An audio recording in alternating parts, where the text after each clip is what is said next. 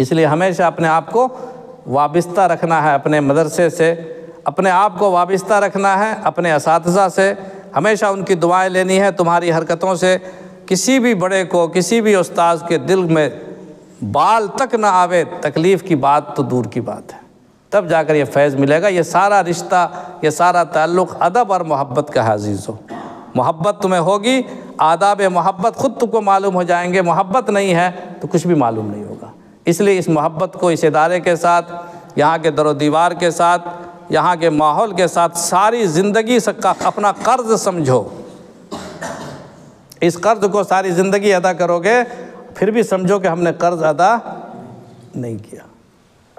جیسے ماں باپ کے بارے میں آتا ہے کہ انسان اگر اپنے ماں باپ کے ساری زندگی خدمت کرتا رہے، غلام بن کے رہے، تب بھی اس کی خدمت کا بدلہ ادا نہیں ہو سکتا۔ اسی طرح استاذ کا درجہ بھی باپ ہی کے درجے